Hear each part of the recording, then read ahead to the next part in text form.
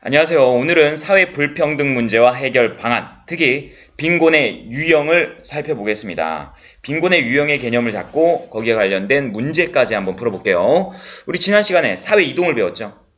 사회 이동, 사회 이동의 유형에 따라서 표 문제를 풀어봤는데요. 이 표 문제 쉽지 않았죠. 표 문제 꾸준한 연습이 필요합니다. 자, 그럼 오늘 이어서 빈곤의 유형 가보겠습니다. 빈곤의 유형. 자, 빈곤의 유형은 일단 객관적 빈곤과 상대적 빈곤이 있어요. 객관적 빈곤과 상대적 빈곤. 자, 이렇게 체크해 볼게요. 객관적 빈곤, 죄송합니다. 객관적 빈곤과 주관적 빈곤이 있습니다. 자, 객관적 빈곤은요, 여기 체크합니다. 가구 소득을 기준으로 해요. 이거 아주 명확해요. 가구, 100만원 이하의 소득자, 혹은 120만원 이하의 소득자. 금액에 미달하는 사람이기 때문에 요건 아주 명확해요. 그래서 객관적 소득. 근데 주관적 빈곤 같은 경우는 소득이 아니라 이게 느낌으로 정해지는 빈곤이에요. 자, 그러면 보겠습니다. 객관적 빈곤 크게 두 가지가 있습니다. 절대적 빈곤 하고 상대적 빈곤이 있어요. 자, 수능이 잘 나오는 거 이 상대적 빈곤 요거 한번 체크하시고, 절대적 빈곤은요 말 그대로 절대적으로 빈곤인 사람들이에요. 그럼 어떻겠습니까? 기본적 의식주가 해결이 안 된 그런 빈곤자예요. 가구소득이 특히 최저생계비, 우리 요걸 뭐라 그러죠? 최저생계비 미만자, 기초생활수급자분들을 절대적 빈곤이라고. 최소한의 인간다운 생활을 영위하기 위한 소득 미만자. 그래서 의식주 해결이 안 되죠. 보통 절대적 빈곤은 어느 나라에서 많이 나타납니까? 그래서 후진국에서 많이 나타나죠. 자, 이렇게 보시고요. 그 다음에 이제 상대적 빈곤 가겠습니다. 상대적 빈곤. 자, 상대적 빈곤도 주의하세요. 요거 객관적 빈곤이에요. 왠지 상대적이라니까, 비교니까. 비교는 느낌, 주관이야. 주관적 빈곤이야. 그러면 안 됩니다. 자, 상대적 빈곤 또한 객관적 빈곤. 이거 금액이에요. 기준이 금액이에요. 금액 미만자, 이게 빈곤자예요. 특히 기준이 이건 중위소득의 50% 미만인 사람. 중위소득. 중요하네요. 중위소득. 중위소득의 개념을 이렇게 보시면 돼요. 한 가구의 소득을 1등부터 꼴등까지. 예를 들면 1등, 우리나라 제일 부자, 이건희 회장은 지금 와병 중이니까 누워있으니까요. 그의 아들 이재용부터 제일 가난한 노숙자, 내지는 파산자. 이렇게 그 나라의 소득을 등수로 이렇게 나열했을 때 쭉 나열할 거 아닙니까? 1등부터 꼴등까지. 그랬을 때 이 가운데 등수. 만약에 그 나라가 100명이 있다. 그럼 어때요? 50등의 소득이에요. 요게 무슨 소득이다? 중위소득이다. 다시 중위소득 개념 볼게요. 한 나라의 소득을 1등에서 꼴등까지 나열했을 때 가운데 있는 등수. 50등의 소득을 중위소득. 중위소득은 돈이거든요. 예를 들면 우리나라 1인 가구의 중위소득이 약 한 92만원 정도 합니다. 4인 가구는 한 450만원 정도 되고요. 자, 정확하게 중간에 있는 등수. 그럼 상대 빈곤은요, 이 중위소득의 50% 미만자예요. 중위소득의 50%. 예를 들면 1인 가구가 만약에 한 90만원 정도 한다. 그러면 45만원을 못 버는 사람. 이건 상대적 빈곤자라고 합니다. 상대적 빈곤은요, 그 나라의 전반적인 소득 수준이 고려가 되는 거죠. 왜? 지금 뭘 냈죠? 등수를 냈죠. 등수를 냈기 때문에 등수 내지는 분포를 고려했기 때문에. 그리고 이거 불평등 정도와도 관련이 있죠.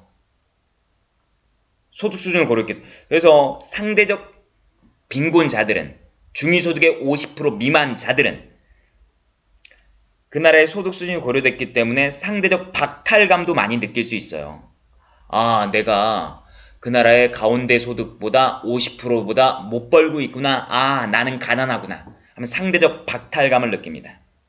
그래서 상대 빈곤은 후진국보다 경제가 진전된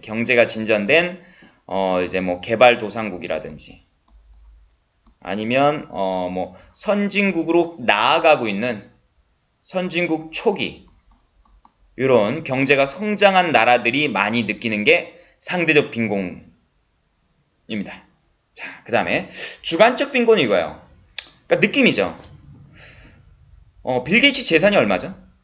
그렇죠. 빌 게이츠 재산이 얼마 전에 95조였는데 지금 100조가 넘었습니다. 100조예요. 우리 이재용 재산 한 5조 정도 되는 걸로 알고 있는데요. 자, 빌 게이츠 앞에 있는 이재용 부자로 느낄까요? 그렇죠. 빈곤감을 느낄 수 있어요. 빌 게이츠 이재용 어떻게 보겠어요? 그렇죠. 귀염둥이로 보겠죠. 자, 그래서 요거는 부자이지만 내가 느끼는 주관적인 느낌, 주관적 빈곤입니다. 이건 금액이랑 상관이 없어요. 자, 이렇게 받으시고요. 그러면 우리 중위소득의 개념을 이 사례를 통해서 한번 보겠습니다. 자, 한 나라의 가구별 소득. 이 나라가 뭐 11가구, 11가구가 있다라고 가정합시다. 11가구. 가가구부터 타가구까지. 한 가구, 가가구의 소득은 1만원, 나는 2만원, 쭉 해서 타가구는 11만원이에요. 그럼 전체 가구의 총 소득은 요거는 제가 한번 계산을 해보니까 잠깐만요. 해보니까 여기 11이 아니라 이거 오타네요. 오타. 여기 55로 바꿔둘게요. 55. 자, 그럼 1부터 10까지 합이 얼마요? 55죠. 그 다음 55를 한 번 더 하니까 전체 소득은 110만원. 자, 이렇게 돼 있습니다. 그리고 제일 많이 버는 가구는 타가구, 제일 적게 버는 가구는 가가구. 그걸 때, 자, 중위소득 개념 볼까요? 중위소득이 뭐였죠? 한 나라의 소득을 1등부터 꼴등까지 나열했을 때 가운데 있는 사람의 소득. 자, 가운데 있는 거 누구예요? 그렇죠. 여기 바가 되죠, 바. 그래서 중위소득은 얼마입니까? 6만원이 될게요. 6만원. 자, 다시 중위소득은 뭐라고요? 1등부터 꼴등까지 나열했을 때 가운데 등수에 있는 사람의 소득. 기억하세요. 그럼 평균소득은 얼마입니까? 평균은 어떻게 되고요? 전체 소득을 그 나라의 전체 소득을 그 나라의 가구수 몇 가구예요? 11가구. 11가구로 나눴죠? 그럼 얼마입니까? 여기 10만원이 나옵니다. 자, 그럼 상대적 빈곤가구. 아까 상대적 빈곤가구 개념이 뭐였죠? 자, 중위소득의 50% 미만인 가구들. 그럼 중위소득이 얼마였습니까? 6만원이었죠? 그 6만원의 50%는 얼마요? 3만원 미만 가구들. 3만원 미만 가구는 어디 있습니까? 그렇죠. 가가구하고 나가구죠. 미만은 3은 안 들어가죠. 그래서 가하고 나가 됩니다. 그럼 상대적 빈곤선. 자, 이거 주의하세요. 빈곤선이라는 개념. 이건 금액 기준선이에요. 와, 너무너무 중요합니다. 상대 빈곤선. 아예 기억을 해주세요. 상대 빈곤선. 선은 상대적 빈곤이 되는 기준이 되는 금액이에요. 자, 상대적 빈곤선은 얼마였습니까? 그렇죠. 3만원이죠. 3만원 미만 자니까. 와, 너무너무 중요하네요. 그럼 상대적 빈곤율이 있어요. 이건 전체 가구 분의 상대적 빈곤에 해당하는 가구의 비율. 그럼 전체 가구는 몇 가구였습니까? 11가구였죠. 상대적 빈곤 가구는 가가구하고 나가구에서 두 가구죠. 곱하기 100 하면은 이제 퍼센트가 나올 거예요. 그 다음에 상대적, 이거 중요하네요. 상대적 빈곤 가구의, 소득 점유 비중. 소득을 점유한다라는 게, 이거 소득을 차지하고 있다. 자, 볼까요? 상대적 빈곤 가구의 소득 점유 비중. 이 나라의 전체 소득은 얼마였습니까? 각 가구의 소득을 더한 게 110만원이었죠? 전체 110만원 중에서 상대적 빈곤 가구는 얼만큼의 소득을 차지하고 있는지. 가가구는 얼마요? 가가구는 1만원 벌고 있죠. 나가구는 얼마요? 2만원 벌고 있습니다. 그럼 110만원 분의 3만원 곱하기 100 이렇게 하는 겁니다. 자, 여기서 중요한 게 중위소득 개념 뭐라고요? 그날의 소득을 1등에서 꼴등까지 나열했을 때 가운데 등수. 여기 가운데 등수가 이 바가구네요. 그 소득. 평균 소득은 그 나라의 전체 소득을 가구수로 나눈 거고요. 상대적 빈곤 가구 뭐였어요? 중위소득.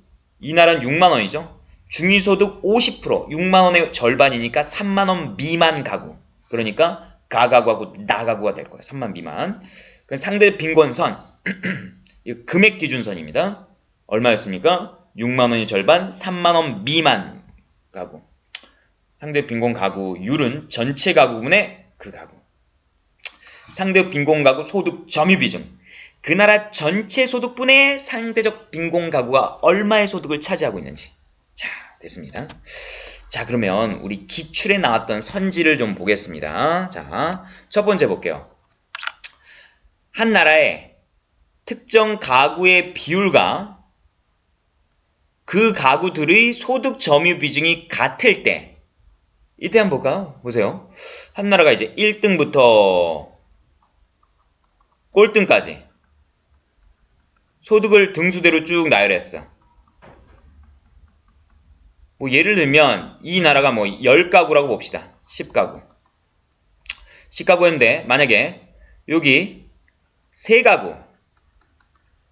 3가구의 전체 비율. 그럼 10가구분의 3가구는 얼마입니까? 비율이. 그렇죠. 10분의 3이니까 곱하기 100 하면 이거 얼마요? 30%가 나오죠? 근데 이 3가구가 차지하는 소득 점유 비중. 점유 비중도 만약에 30%가 나왔다고 쳐. 그럼 그 나라의 가구 비율과 그 나라의 소득 점유율이 똑같아. 자, 이런 경우는 어떨까요? 소득 점유 비중이 30만원이 나오려면 만약에 자, 각 10명의 사람들이 10가구의 사람들이 한 가구당 1만원씩 갖고 있어. 그럼 전체 가구의 소득은 얼마입니까? 그렇죠. 10만원이죠. 그럼 이 3가구의 소득은 얼마예요? 3만원이죠. 그럼 이 비중은 얼마입니까? 30%입니다. 자, 이거 기억을 해주세요. 자, 어떤 나라의 특정 가구들의 비율과 가구 소득 점유 비중이 같은 나라는 그 나라는 그 소득을 n분의 1로 쪼개 갖는 완전 평등사예요. 다시 특정한 가구의 비율과 이 특정한 가구의 소득 비중이 점유 비중이 같으면 그 나라는 어떤 사회다? 완전 평등사회다. 자, 기억을 해주세요. 보통 이 가구는 예를 들면 수능이 이렇게 나오죠. 뭐 상대적 빈곤, 뭐 절대적 빈곤. 그래서 어떤 특정 소득 미만인 가구의 비율과 그 가구들의 소득 점유 비중은 같다. 비율이 같았을 경우에는 방법이 뭐밖에 없습니까? 소득을 n분의 1로 쪼개 가져야 돼요. 소득을 n분의 1로 쪼개 갖는 사회는 어떤 사회예요? 그렇죠. 완전 평등한 사회입니다. 자, 기억을 해두세요. 자, 그럼 여기 부등호로 되어 있는데 이걸 이렇게 바꿀게요. 같지 않을 경우에는 특정 소득 이하의 가구 비율과 그들의 소득 점유 비중이 이제 같지가 않아. 이럴 경우에는 이제 불평등 사회가 되는 거죠. 자, 그럼 이거를 기억해 두세요. 이거 아주 중요합니다. 자, 그러면 빈곤선이 같으면 빈곤율이 같다. 예를 들면 어떤 사회가 이렇게 있습니다. 만약에 빈곤선이 만약에 50만원이에요. 50만원 미만인 가구들이 나오겠죠? 뭐 전체 가구가 10가구야. 근데 50만원 미만 가구가 4가구야. 그러면 이 가구의 빈곤율은 몇 프로입니까? 전체 10가구분의 4가구죠. 그럼 몇 프로야? 40%가 되죠? 또 이 사회에 만약에 뭐 또 마찬가지입니다. 이게 지금 뭐 예를 들면 절대적 빈곤선이 50만원이야. 근데 이 나라의 상대적 빈곤선도 똑같이 50만원이야. 그럼 빈곤율이 몇 프로입니까? 똑같이 40%가 나와요. 이건 뭐 두말할 필요가 없는 당연한 말이죠. 다시 빈곤이 되는 그 기준, 그 금액이 같으면 빈곤율은 당연히 같겠죠.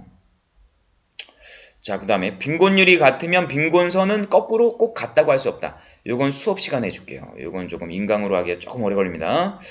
자, 그 다음에 중위소득이 증가했어. 만약에 한 나라의 중위소득이 100만원이야. 중위소득이 10% 증가했어. 그러면 이 중위소득이 얼마로 바뀝니까? 110만원으로 바뀌죠?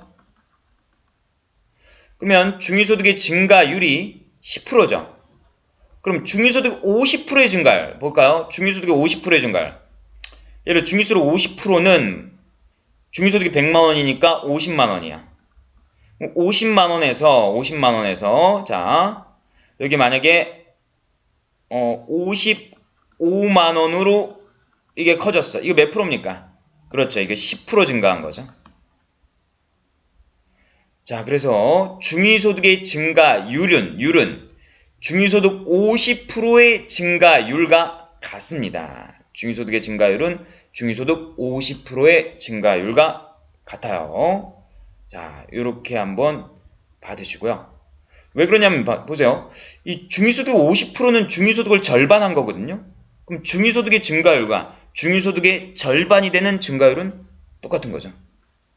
자, 그 다음에 중위소득 대비 최저생계비 50% 미만.